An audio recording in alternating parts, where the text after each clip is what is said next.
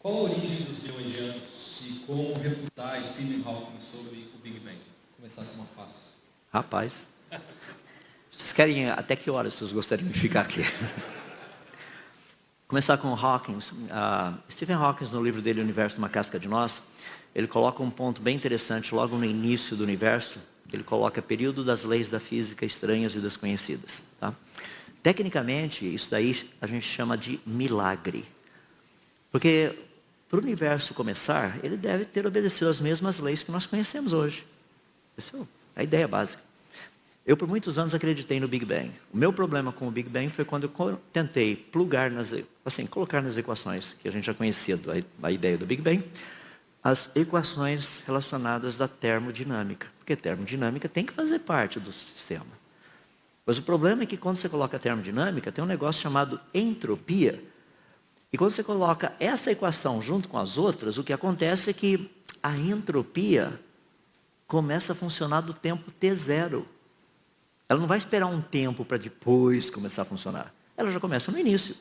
O que é a entropia? Capacidade de desorganização, de autodesorganizar-se. Essa é uma característica do universo. Não foram cientistas que falaram para o universo, você tem que se autodesorganizar à medida que o tempo passa. Não, essa é uma lei. Nós descobrimos que é assim que o universo funciona. Então o que acontece? Se você coloca a entropia dentro das equações Big Bang, o negócio não funciona. Simplesmente não funciona.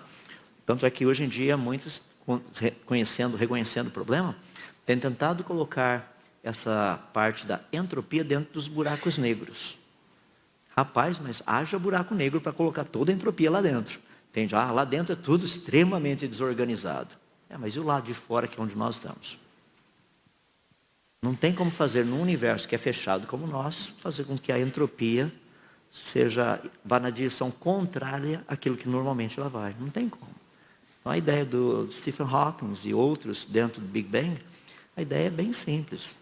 Coloca a primeira, segunda lei da termodinâmica, dá para colocar a lei zero também.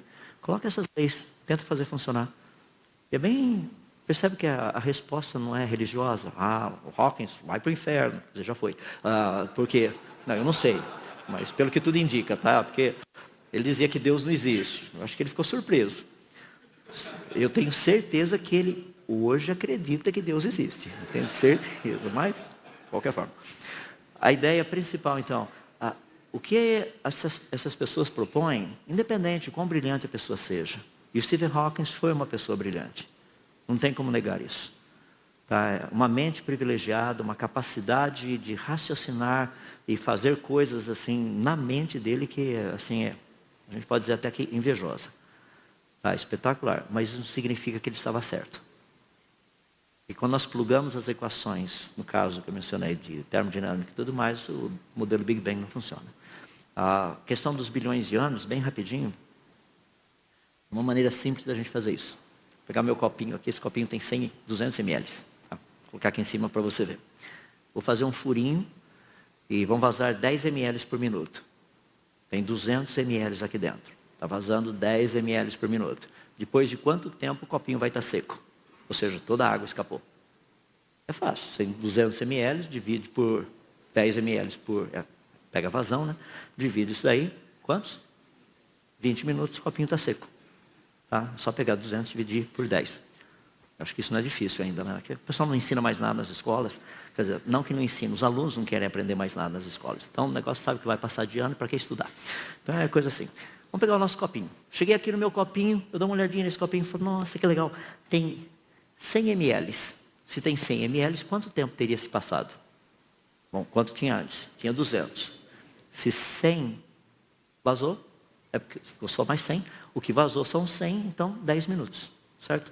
Então é possível você saber, olhando a quantidade de água no copinho, há quanto tempo esse negócio está vazando. É possível saber isso.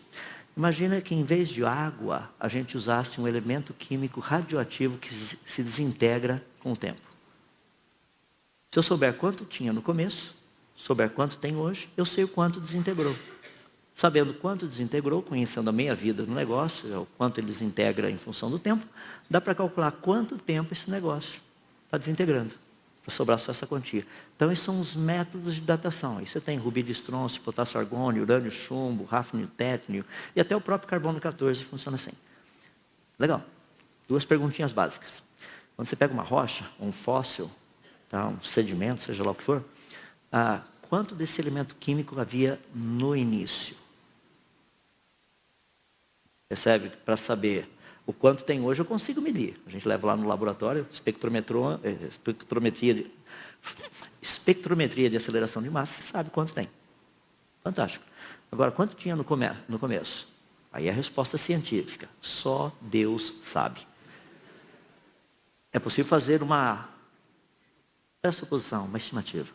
Agora, qual é o nosso segundo problema a respeito disso? É simples, se os métodos de datação funcionassem do jeito que a gente tem ouvido, imagina que isso aqui fosse uma rocha. Tá? Então, eu vou pegar um método do potássio argônio, pegar um outro método do urânio chumbo, um outro método do rubi de estrôncio, seja lá qual deles, eu vou pegar a minha rocha e vou datar com métodos diferentes. O que iria acontecer se os métodos funcionassem? Todos eles dariam a mesma idade. Sabe qual a flutuação de idades que a gente tem? Pode ir de alguns poucos milhares de anos, isso é para a mesma rocha, tá? De alguns poucos milhares de anos a idade dessa rocha, até alguns poucos bilhões de anos para a idade da mesma rocha. O que isso significa? Qual a idade da rocha? Só Deus sabe. Porque se os métodos fossem precisos, todas as idades, ou seja, dependendo do método, a idade seria praticamente o mesmo. A gente entende um pouco de desvio para lá e para cá, a gente sabe disso. Mas um desvio de 10 mil para 2 bilhões, isso não é desvio. Isso é outra coisa.